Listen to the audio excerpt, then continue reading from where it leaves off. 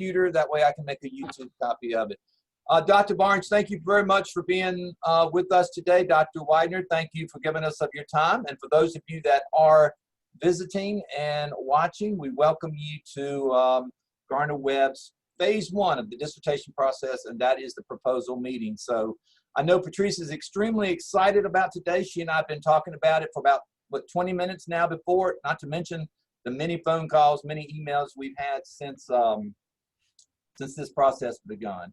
I know Patrice has worked extremely hard on presenting a document today that I know she is proud of, and I certainly know that it is something that those of us on the committee who've had a chance to be a part of this with her will be proud of as well.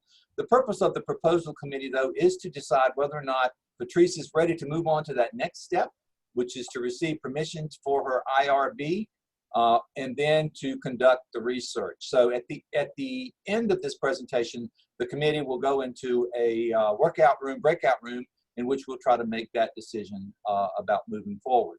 So that's it. Again, I want to thank you very much from Gardner-Webb University. We appreciate the fact that you take time to be a part of this process. It is an important milestone for our candidates, and we understand that you are busy folks. So I'm going to stop talking, and I'm going to turn it over to Patrice. But again, welcome everyone. Patrice, it is your ball game. Good morning, Dr. Barnes and Dr. Widener. I would like to first thank both of you for being a part of this milestone in my academic career. I'm extremely nervous, but I do appreciate the support as we get ready to move forward. A little bit, let me go ahead and open this up. Am I sharing my screen now? Not yet. Okay, hold on. And Patrice, while you're doing that, why don't you let us know how you would like for us to ask questions and anything like that? Set the parameters for that. If you all, as I'm going through the presentation today, if you have questions, you may stop me and ask, or if you like to wait to the end to realize that my nerves are there, that's fine as well. I'll leave it up to. Are we sharing now? Yes, you are. All right. So thank you, Dr. Stone, again for being my chair, and to my committee members. As I present to you, teacher retention of African American males and its impact on the educational setting. This has kind of a personal feel for me, in the sense that as a former principal, I would hire many people, but my African American males seem to not stay. As a parent, I had my oldest child actually was a teaching fellows, got into the education field, seemed to be doing extremely well, lasted 4 years, and left the field. As I've worked in various counties, and I'm now in Charlotte-Mecklenburg, there are few African American male teachers, and if they are there, eventually they leave. So those are my personal connections to why I chose to do a little bit more research and to see the impact of their leaving the educational setting. So the K-12 public education system has the task of preparing all students to become productive citizens and members of a global society. Tragically, many students will not achieve this goal. And overwhelmingly majority of those who do will not be members of an ethnic or racial minority group. One factor influencing students' lack of achievement is school districts not being able to provide minority students with minority teachers to help them attain that necessary knowledge and skills. It is definitely believed that African American male teachers can serve in a significant role in schools, especially those African American male students. As we look at the research, and as I continue to read, it is further revealed that the underrepresentation of ethnic and racial minorities in the teaching force can exacerbate minority students' difficulties and contribute to low achievement. Only about 12 to 14% of teachers are minorities in the United States, while over a third of the students in American classrooms are minorities. As the student population in public schools becomes increasingly diverse, the teacher workforce continues to be predominantly Caucasian. This is one of the major reasons for the drive to recruit minority teachers. Unfortunately, this effort has become more challenging and difficult as we look at those high school students and college students, they often disregard education as being a low-paying and low-prestige job. But research aimed at identifying the reasons that influence African American males to choose and remain as K-12 teachers is limited. In more recent times, African American males have become teachers who have made a positive difference in the lives of African American students. African Americans, male teachers can serve as role models and often share insights with majority teachers in helping minority students' needs. Most experts feel it necessary to have minority teachers in all schools where minority students attend. Even where there are no minority students present, it is important to have minority teachers in place to provide a multicultural perspective that is lacking for majority students with just majority teachers. For all students, minority teachers bring positive role models and images along with varied experiences to their students.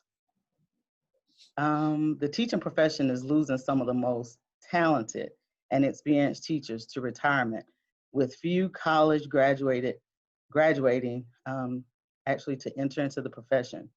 If we value students' contact with talented and experienced teachers, then it is important to include African American males in this grouping and find out why they choose to leave the profession. When you look at the K-12 public education system in America, the underrepresentation of African American male teachers in comparison to increasing racial and ethnic demographics of students, it's a growing concern. Although it does not take African American male teachers to teach minority students per se, it is still extremely important. Although findings from research are divided regarding the impact that African American male teachers have on the achievement level of African American students, there has been a nationwide charge for African American teachers to teach the public school system and to serve as positive role models for all students, especially African American students. The supply of African American male teachers is insufficient, and few African American males are entering teacher education programs. There are many minority students who wish to pursue a career in teaching. However, college and universities fail to expose students to a curriculum that is exciting, engaging, and yet multicultural.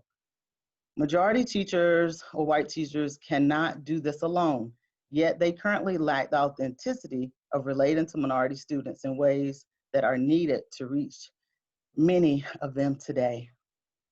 Data provided show minority students having the highest rates of poverty and the highest school dropout rates. We know the teaching profession is having difficulty keeping pace with other occupations, while minority teachers have been found to be especially at risk. Many teachers leave the profession within a few years of entering. Demographics and a poor economy have combined to produce a crisis in education, a minority teacher shortage. In some states, especially in urban areas, the shortage is dire, and it is a problem that is just becoming apparent to the public. A review of the demographics shows the need across the country. Minority underrepresentation is embedded within an overall national teacher shortage. Given that minorities make up more than 1/4 of students in public schools, the situation is especially severe. Unless the teaching profession becomes more diversified, this gap will continue to widen with deep implications for the professional, cultural competence that leads to learning achievement for all students. Much can be gained from the teacher training program partnerships. The collaboration involves relationships of trust and long-term interest in student success. Though partnerships benefits are mutual and school faculty members track students and obtain feedback on the program, while university faculty members help others understand educational innovations and student pathways to college. Although school districts strive for high academia, along with providing a diverse cultural experience for all students through awareness programs, individual students and teachers' lessons, they fall short in recruiting and retaining African American males, and they must expand the makeup of teacher population to better represent the student population. As minority and student enrollment in public school increases, the population of minority teachers decreases.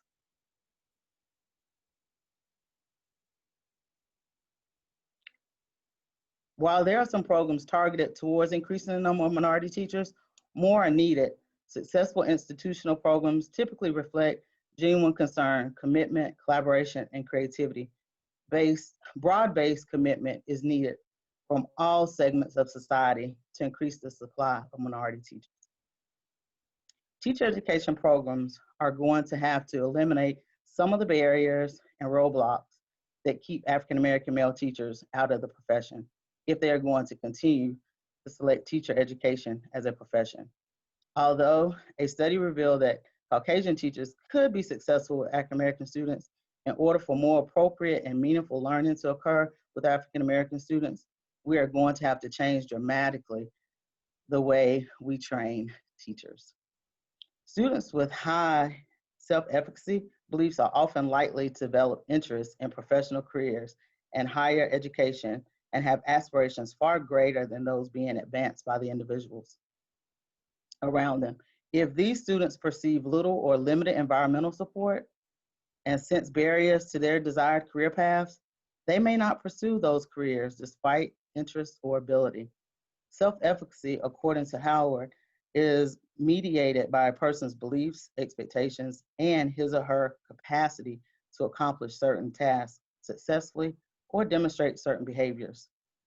Bandura postulates that these expectations determine whether or not a certain behavior or performance will be attempted, the amount of effort the individual will contribute to the behavior, and how long the behavior will be sustained when obstacles are encountered. In the case of minorities, differentiated socialization experiences, including social and institutional discrimination, may cause children and youth to restrict their career and avoid particular career paths. While the literature is replete with factors influencing the career choice processes of individuals from various races and nationalities, research highlights the influence and the support of significant others as foremost factors in the career choice of African American males. African American parents also have been found to influence and define the career choices of their African American students. Teaching is a career that is widely available for African American males today, yet there is an extreme shortage with many teaching concentrations. Teacher career movements often differ across subgroups of teachers. Ingersoll and May found that teachers of color are 2 to 3 times more likely than white teachers to serve in high poverty schools and high minority urban schools.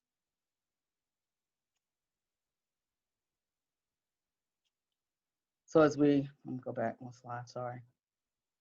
So as we look at it, African American students comprise approximately 17% of the public school population, yet African American teachers account for less than 8% of the public schools.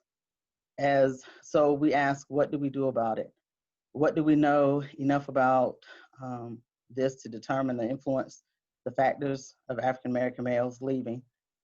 So as I continued in this research, I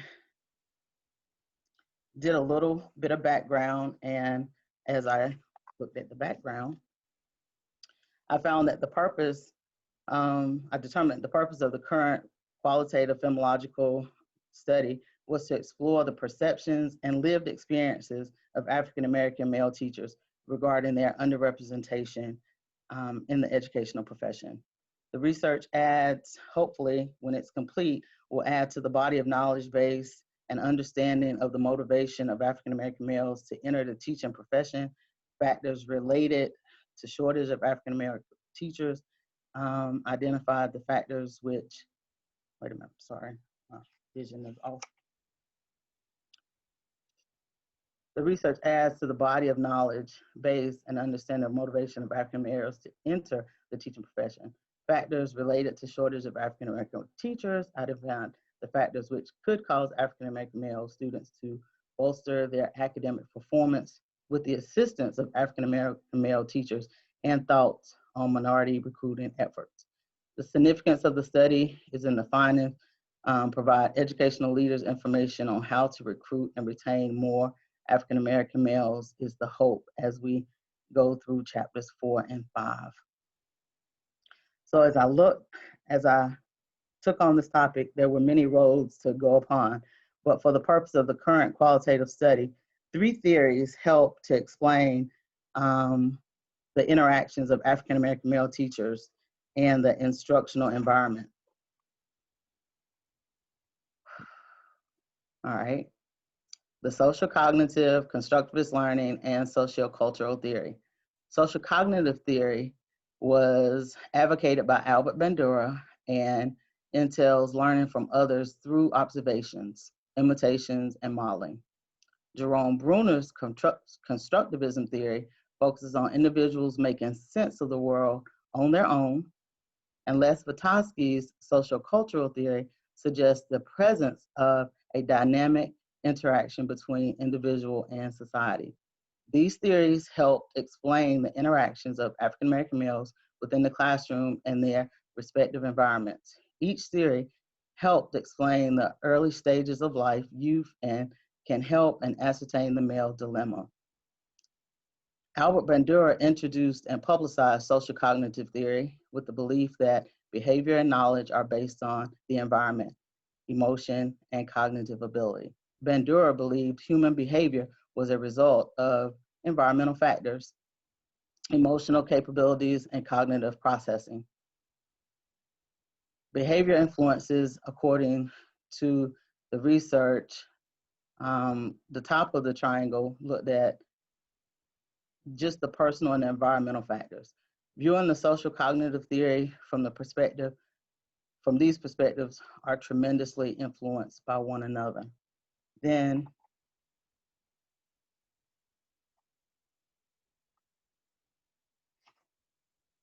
take my glass off. All right. Excuse me, guys. Lost my place for a moment. So then we looked at the constructivist theory as one of the founding fathers, which was Jerome Bruner. He believed effective learning requires knowing the resemblances and disparities of situations. In essence, an individual's past will influence their future. According to Bruner, ideas of constructivism developed into 4 themes: tendency, structure, representation, and progressivism. So when we look at it, first, students have a predisposition to learn because of the influence of cultural, personal, and motivational factors. Second, to learn, material must have a simple, recognizable structure and include discernible patterns.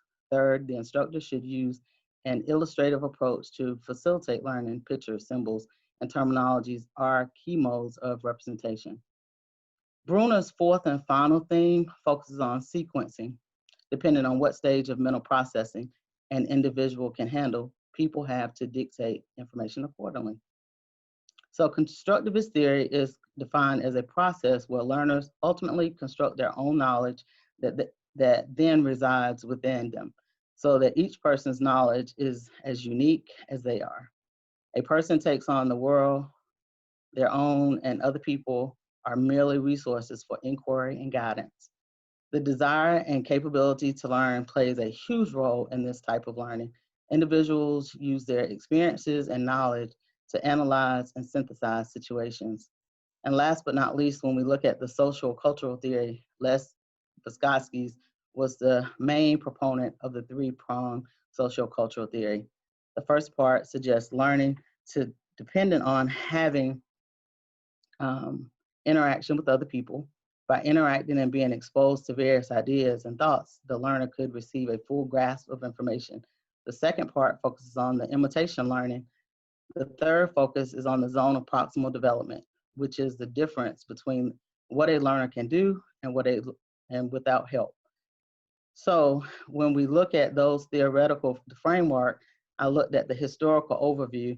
African American males in the United States traditionally viewed education as a passport to freedom. And I noted that from Malcolm X. African Americans were forbidden from learning to read and write. Through some people were able to emerge with very different basic skills. In the days of slavery, men and women who had reading and writing skills were held as respected members of slave community, and these individuals assumed the task of educating others. However, they were still forced to be submissive and constantly reminded that they were less intelligent than Caucasians, and they could not achieve at higher level. The mindset of people was focused on the African American males having a violent nature. The caste system provided constant reminders that they were considered a lesser breed.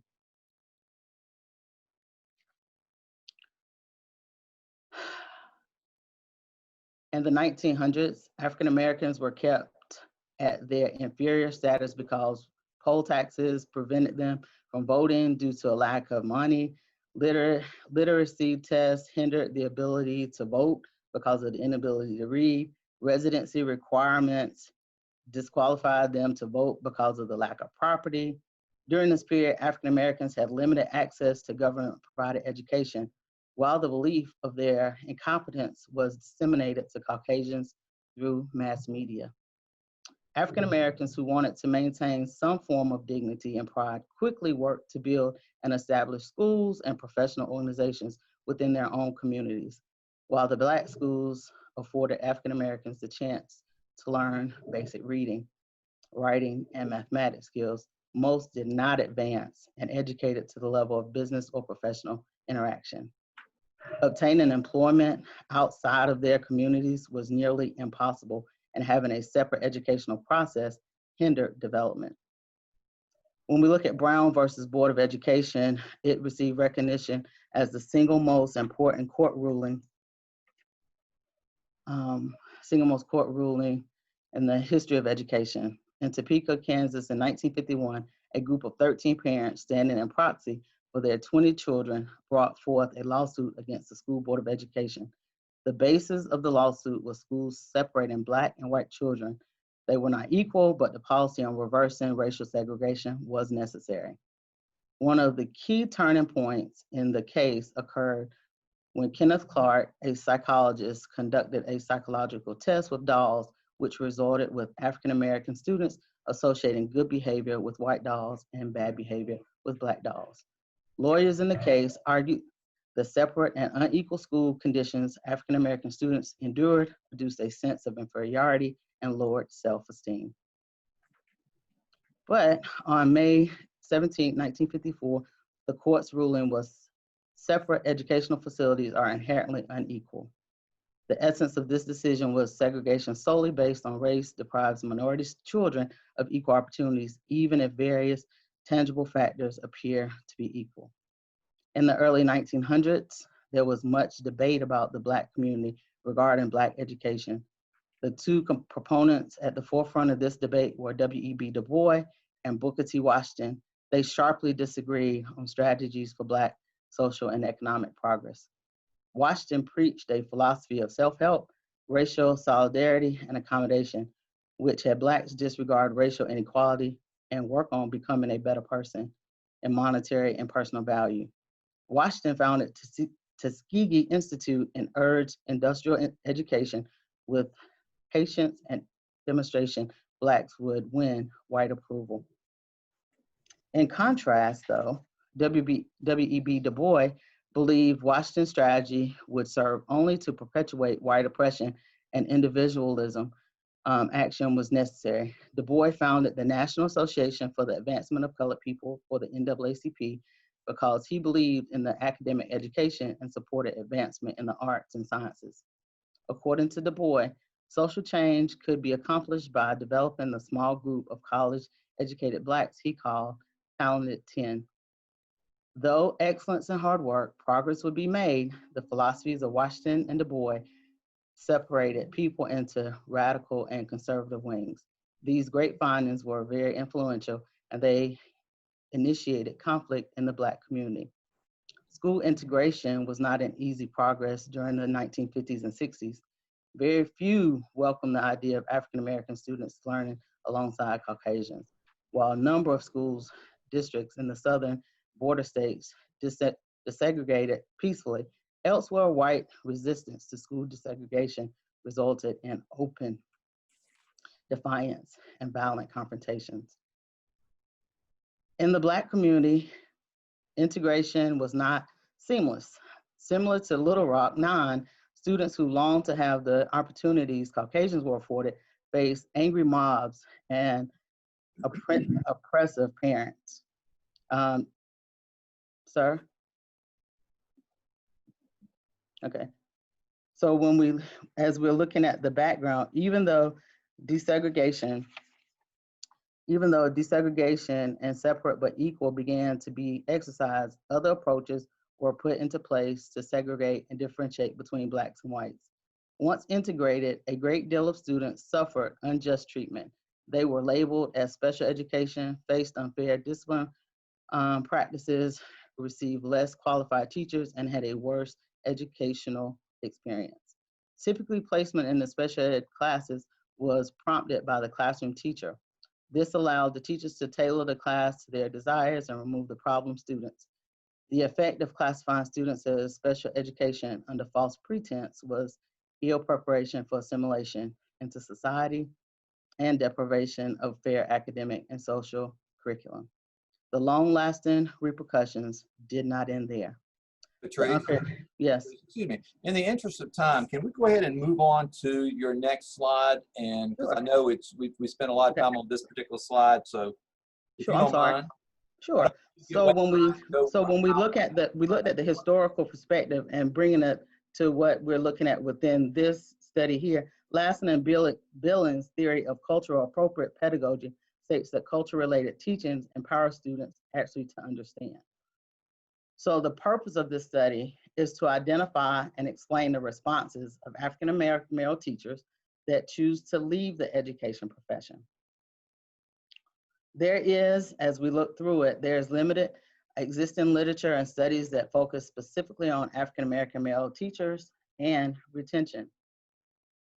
So as we looked at this particular study here, we're going to look at the current trends of low number of African American male teachers. The goal ultimately is to offer factors that represent extrinsic and intrinsic motivational factors and beliefs that may have influenced African American males. As we looked at the literature, while various factors impact teacher retention, this case study focuses primarily on the African American male, and it's going to look at lack of support, the student achievement gap, having to serve as the male disciplinarian, and most often they're promoted to administration.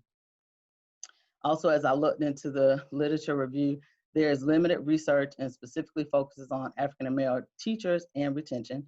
There is a definite gap in available research as the educational system of the United States because the practicing African American male teachers in comparison to the student population. So as we're looking at it, having an African American male teacher in elementary school increases the levels of aspiration for young Black elementary students. Also in the literature, I found that if the education system wants to retain more African American teachers, it is vital to look at what factors motivate current African American male teachers to remain in the profession. So we looked at minority teachers are often hired in hard to staff schools. So there are national trends of retention and hiring among African American male teachers were caused by two things: school condition and commitment to working and remaining in high minority schools. One of the barriers that I found to the whole process as we're moving forward is the credentialing process. How they are, do they finish the academic? If they go into an education program, do they actually finish? Is the credentialing process, it was a potential barrier. So questions as I went through, I began to ponder, are there programs that can enhance the retention of African American male teachers? Does having an African American male improve the academics of all learners? If African American males' presence is vital to learning, then how do we retain them in the academic field? So as I look at it, why are African American males leaving the teaching profession? This is my central research question. These are the three questions that I'm hoping to answer as I go through and move forward. What factors have contributed to African American male teachers who remain in the field? What factors cause African American teachers to desire to remain in the field of education? And what factors cause African American male teachers to desire to leave the field of education?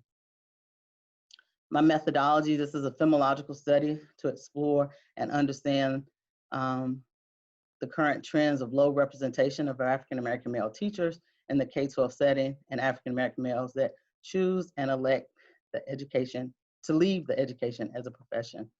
So my hope is to do interviews, get their life experiences. It's going to be a convenient sampling. Hopefully 20 participants. I'm going to send it out to more, but my goal is to get 20 out of all that I send out. It's going to be on a voluntary basis. Their voices digitally recorded. The use of these two programs, Timmy and Debos. Timmy for transcribing the responses and identifying the themes, and Debos for coding the responses to correspond to them. And Patrice, before you go on, go back, if you don't mind going back to that slide, talk a little bit more about where you're going to try to get these 20 participants. I have been a former administrator. I have former principal friends. I'm doing social media. I've got LinkedIn. I've got several African-American groups that I've joined that I've sent out to them. So it's going to be social. I'm going to look for teachers that are current in the field, people that have retired, people that I know. So that's where I'm going to gather my participants from. Okay. And will it go outside of Charlotte Meck? So it won't be a study of particularly Charlotte Meck. It'll be a study inclusive of the counties around. So the conclusions won't be drawn to Charlotte Meck. It'll be just a central. Okay, good. That is correct. It'll be a central theme. It's not specifically focused on Charlotte Meck. No, sir. So then I have a timeline. Hope that today is successful so I can go through with the final selection survey to be administered, seek IRB approval, January 2021, the participants to complete the consent form, interview our participants, collect the interview responses. February 2021, looking to compile and complete the writing process of chapter 4 and 5. March 2021, the study results will be shared with the university constituents, district and school leaders, and the broad population of education. So what I found, the limitations for the study sample will include various age participants with varied levels of education and years of experience. A small percentage of the total population represented the sample used for the study, and the participants were in the United States only from North Carolina, and therefore it was unique to this area, to the state. My delimitations I'm finding, the sample to be used is African-American male former teachers. No other cultures or genders will be used in the study, and sampling is in North Carolina. So on page 33, I have an interview. I've requested permission and possibly may adapt it, but I have sent permission to use the interview instrument and the validation rubric, which brings me to, are there any questions? And Patrice, I really didn't mean to rush you through the other part, but I wanted to make sure that your methodology was really clear, as well as what you were going to do. Oh, I respect that. I respect that. Okay. And I will let you start sharing. I'll stop sharing. Well, first of all, are there any questions, specific questions to the research, or anything that we need to ask Patrice before we send her to, well, we go to a waiting room? Good. Good morning, Patrice. Good morning, I have Dr. a question within your methodology. So Dr. Stone did ask you the question, would this be limited to North Carolina? But as I read through your proposal on page 36, you explicitly mentioned former Union County employees, Charlotte-Mecklenburg School employees, things of that nature. So would this study be your participants be reflective of all of North Carolina, or just in one particular region? That's a good question. It's going to be the state of North Carolina. I need to change that. I need to take out just specifically, because I had worked in Union and Charlotte, but as I looked at it, I need to do it regionally. But they'll be from North Carolina, yes, sir. Is that going to be a problem identifying people like in Wake County? I mean, do you have connections to those? Because I do have connections. Okay. I have connections. It's okay to say the study will be based in the central Charlotte region, or whatever we call that region, if you're more comfortable with that. But if you think you can get folks from Raleigh and maybe some from the coast and some from the mountains, that will be North Carolina. So that's up to you. And I guess you and I need to talk about that at the end, how comfortable you are. If you're getting 20 people and you feel good about being able to pull a couple from the outlier areas around outside of Charlotte and Mac area, yeah, I'd keep it North Carolina, because I think that would make the study more robust to be a North Carolina study versus a central Charlotte, Mecklenburg conglomerate area. So, but you and I can talk about that, but that's an excellent point, Dr. Barnes. Thank you, Dr. Barnes. And I'll make Patrice, that correction. Good. And I do have another question. Yes, sir. Your participants, are they former teachers or are they current practicing teachers? And the reason I ask is you also write in your proposal, it kind of lends itself to thinking that some have 4 years of teaching experience, some would have taught 4 years. So I just want to be clear on it. Are they former teachers or are they current teachers? They are former teachers. Okay. And I can change that wording, but they are all former teachers. Dr. Barnes, do you see anywhere in the dissertation current? Did you see that any specifically place we would need to go back and address, or? So I'm looking at page 36, and it talks about African-American teachers, African-American male teachers just started teaching, and non-tenured teachers have been in the profession for 4 years. So that lends me to think that they are currently still in the field. I can change that wording because they're not. They're Okay. all former. Yeah, so this is on page 36, this Yes, word. I got you. I got you. All right. Are there any other additional questions, Dr. Widener, or any comments? As I was looking through, I got really excited in the methodology when you were talking about in the PowerPoint presentation about the programs that you were using for your recordings and your transcriptions. So I immediately went to that section in your methodology to see because I didn't write the names down from your PowerPoint. I've got to include them. I noticed that. I Yeah, did leave if them you out. would, Right, I will. the reason why I suggest that is because that gives other researchers an opportunity to explore those same programs when they're looking through how you did the collection of your data. Back in the day, I had to pay somebody to transcribe mine, and I'm kind of jealous that there are programs that will do it for you now. Well, I think it's going to be the best, almost $40 that I spend. One is $14.95, and the other one is a little bit more pricey because it's 25 cents a word. But hey, we got this. Versus $475 is what I paid. So there you go. Quite a savings. Yeah. Yes. That's quite a savings. Well, to top you a little bit, Lisa, when I did mine in 1993, I was the transcriber, and I had to pay a former English teacher to make sure my transcriptions were even properly Englished. So I don't know how much I paid, but it certainly wasn't $475. Yeah, I paid a lot more than that for mine. But I will tell you this, Patrice, too, and Dr. Widener is right, because I am often asked, are there tools to do this? And having them in one place and by another author to have already put them out there, that's an excellent resource, and certainly definitely needs to be included, because someone's going to pick up your research paper and say, she did this, and how can I replicate something like that? And it's going to be right there. You save them a lot of time and energy, which is a purpose of what a research paper is as well. Good point, Dr. Weiner. Are there any other questions or any comments? I mean, it could be comments as well as questions. Now, Patrice, I think you have jumped into a field that we definitely need more information on, about how we can retain more African-American male teachers. I do sense that as you work on this further and continue to develop the cohesion, the transition, make sure it all kind of pulls together, so we can see the wow factor, like why is this important? What's the ultimate impact that it's going to have on student achievement? So now that we have a problem, what's the ultimate impact? But my last question around methodology is, in your proposal, you state that the interviews, the semi-structured interviews, will take place in the participants' natural setting.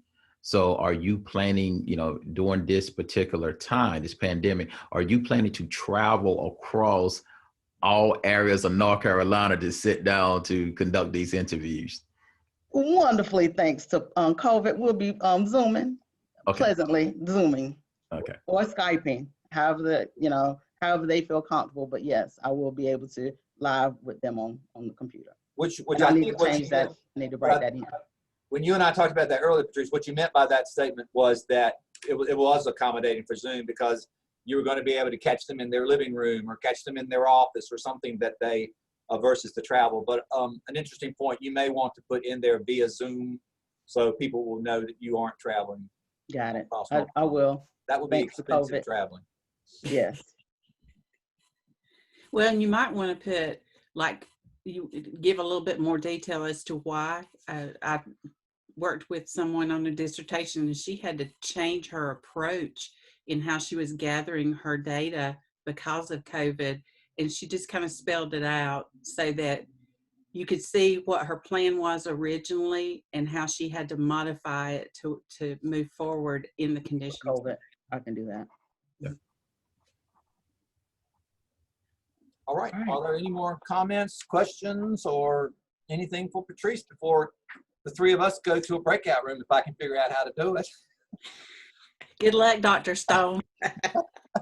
Patrice, do you have any final comments for us?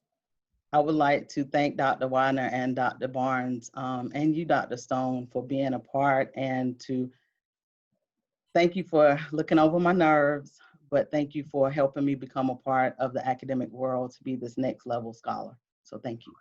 And while we're in breakout room, why don't you breathe, get you something to drink, and enjoy yourself, because we'll be back in a few minutes. So don't go anywhere. Okay. And for our visitors, you will be in the room with Patrice, so you can have a chance to talk with her there, and we will be back shortly. So Dr. Widener, Dr. Barnes, I'll be sending you an invitation.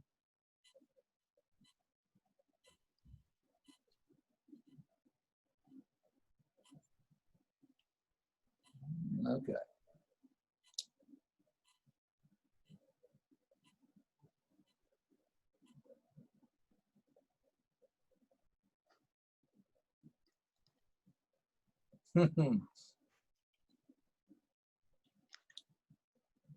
Okay, let's see. All right, hang on. I'm going to get this. I can do this. You got it. I think.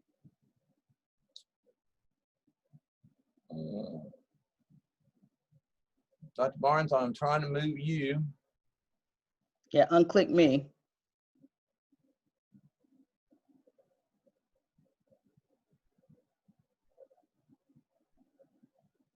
Now you click join. Thank you, Patrice. All right, so where is everyone? I am Rochelle. Wait a minute. Rochelle. I'm a Gardner Webb student. I just girl. came to observe. Well, I'm glad that you did. I hope that you saw past my nerves. Oh, I did. Nope. No, just for a region in my district. Okay. Hey, Dr. Congratulations, Patrice. The committee met and we decided that we're ready for you to move forward. And we will have some specific comments for you, and you and I will meet at the end of this. We felt like you did a great job. We feel like your topic is a very timely topic, and certainly one that we're looking forward to what you can find out from. So with that said, I'll let the committee members thank or say whatever they want, and you and I'll stick around after that. So, and again, if I don't see you, Dr. Barnes, Dr. Widener, again, thank you and Merry Christmas to you. How about if I go first, because Dr. Barnes is more insightful than I was, so mine will be easier to remember. Patrice, congratulations. You've done a great job. I knew you had it in you. It was just getting over that hurdle of starting and moving forward. So congratulations for that. I'm so proud of you. And your writing, you've done a great job with your writing. I didn't get to view your writing a lot in our roles together, but I think you did a nice job. I did notice a couple of things that I want you to go back and work on. And we already talked about mentioning those two programs. Like, whatever you're going to use, I say just spell it out in your methodology, and that gives other people a reference. There were some Grammatical. Yes, yes. And I've kind of made notes. So what I want to do, if it's okay with you, is go back into the Google Doc that you shared and just kind of highlight and put my comments on the side. I noticed that you use some terms interchangeably, African American males and Black. So I'd go one way or the other. Um, Make sure if you're doing African American males that you capitalize them all the same way throughout the paper. Same thing with where you referred to Afro-American, change that to African-American. And even like when you're talking about white teachers, white students, in some places it was capitalized, in some places it was not. And I heard you refer to Caucasian. So again, just choose one and go with it. So I think I've gone through and underlined on my hard copy, and I'll try to put those into the doc for you. And just a couple of wording things that I noticed. I'll ask you a question and you can clarify for me or make a change wording wise. But all in all, I am so proud of you and excited for you. Thank you. Dr. Widener. Patrice, congratulations for making it to this point. I remember a little over a year or more ago, I met with you at Ranson Middle School, and we sat and we discussed your doctoral journey. So I am glad that you stuck with it and really have gotten to this point. I'm very pleased that from that conversation that we had then, that you have really narrowed down your focus and you know exactly what it is that you want to do. So congratulations. I did have some recommendations that I would share with Dr. Stone and Dr. Widener. However, those recommendations are just that, recommendations, and a lot of it center around tense, ensuring that you maintain consistent tense, some transitional statements to ensure that you have just cohesion in your writing, and looking at the chronological order of your research. But they're all doable things, and I'm proud that you have gotten to this point. I do feel that this research will add to the bigger body of research as we look at retaining more African-American male teachers in the workforce. And ultimately, I think this is going to have a greater impact on how teacher retention collectively. So it's going to be great for the students in North Carolina. So thank you for allowing me to share this opportunity with you. Thank you for being a part of it. All right, well, we will be looking at chapter 4 and 5 very soon. So again, from Gardner Webb, we appreciate you both for being a part of this, and have a great Christmas. Enjoy the holidays, stay COVID-free, and we'll see you back sometime next semester for the final presentation. Thank you very much. It's nice to meet you, Dr. Barnes. Good to meet you. Take care. And good to see you again, Lisa. Merry Christmas. Merry Christmas. Merry Christmas. It's good to see you. Dr. Stone, you did a great job as well. So thank you. Except for the Zoom part, right? Nah, it's technology. Yeah. All right. Thank you. Have a Merry Christmas. Tell him I said hello. I will. Thank you. Bye-bye. Right, thank y'all. Bye-bye. All right, Patrice, if you will stick around. Yes, sir. All right. So, well done. I am sorry to cut you off, but you were getting way down in the trenches, friend. You were giving us a history lesson, which is awesome, but probably and needed. But I didn't want you to get too far away, and we didn't have time to spend on the methodology. So consider that. I respect that. So I am still recording, so you can go back and look at this when I send it to you. But the biggies that came out is that, as we mentioned when they were together, make sure that you are consistently saying their former. Take away any reference to them being current. That's on page 36, I think, or throughout the document. And that may be just a word search to find out whether or not you're using it. But make sure you consistently say their former. Got it. And in that methodology part, make sure you add that when you say natural setting, you add that part about Zoom, and you may want to say why you're Zooming. Include the 2 tools in your body of research when you talk about the methodology. Make sure they're in there. Now, in the breakout room, the things that we talked about was exactly what Lisa said, making sure you're consistent about using one word, African-American males, capitalized white, or any other term of race that you use. So make sure all of that has been capitalized and get rid of that Afro-American. I did not see that, but that is I didn't either, but it was on one, yeah, it was on one of my changes, and I thought I had caught them all that last time, but. Now, if it is a direct quote that you're using, you would not get rid of it. But if it's not, if it's your words, you would certainly want to look at that. Okay. And okay. The other thing to look at for is when you, and Dr. Barnes will send you probably this, but whenever you use the word matrician or retention, use only one, pick one word and use it. Also under limitations, Dr. Barnes was very specific about where, on the limitations page where you got, and I don't know if it was on your PowerPoint, if it was on in the paper, but look at the word, you say culture, and he says it needs to be race. Got it. Instead of And culture, culture, it needs got to be it. race. The biggie probably too is to make sure you go back and you and I can do this together to read for that past tense, because remember, you haven't done any of this research. Everything in the chapters 1 through 3 is in the present tense. I have to change everything to, that's right, present. All right, everything's That's present what I, tense, yeah, I and struggle chapter with 4 and 5 will be past tense. past tense. The other thing that Dr. Barnes and we talked about was, and he mentioned it, is the way in which you are presenting, and I need to go back and look at how you did chapter 2, but he says, and I think you presented it like I asked you to present it, and if that's the case, then I really don't want you to change it.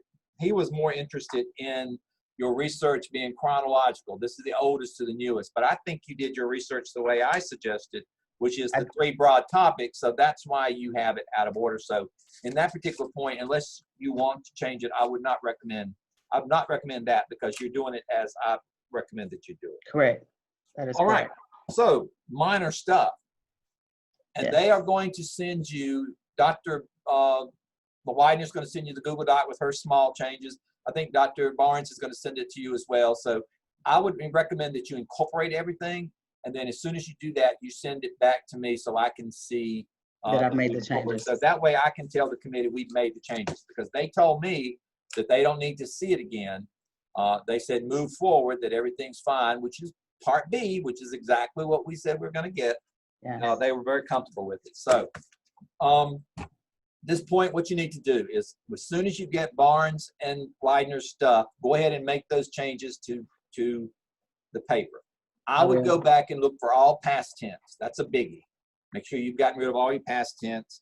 And I think what they're going to send you is that stuff about wording, about African American versus white and stuff like that. So I think they'll do that. Those are really, really minor things.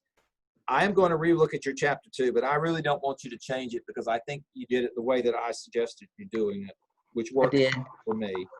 I did. So the biggie is the past tense. Look at what they send you. The other thing you need to do is to go ahead and pull it out. I sent you this morning the IRB application in an email. Go ahead and look at that, start filling that out, and sometime over Christmas, send me what you have so you and I can get that to the IRB committee as soon as possible. Yes, sir. You did a great job. Thank you, Dr. Stone. You have any questions for me? You were nervous. I'm still nervous. You did well. And again, I do apologize for cutting you off, but you were going. No, and it brought me back, and then okay, so here's the thing. So normally my presentations, they want these 20-30 minutes. My brain concises everything down, so I had to. I got you. Yeah. You did well. Thank you, All Dr. right, so you're going to do the IRB application, send that to me. You're going to make the changes that come about chapters 1, 2, 3, send them to me. I need the IRB and the chapters 1, 2, 3. And I hate to tell you, but we need to have it over Christmas so we can get it in the committee. I got you covered. I got you covered. All right, great job. I will make Thank a copy of this and send it to you probably later on today. Now, because I didn't send permission, can I still come to Melissa? I mean, can I support? Yeah, Can I just come support on in. Lachelle and Gradisa? Because Now Melissa's is not until January 7th. I mean, I meant Gradisa and Lachelle. Yes, you can. All right, I'll see you at noon. All right, take care. Thank you. Bye-bye. Bye.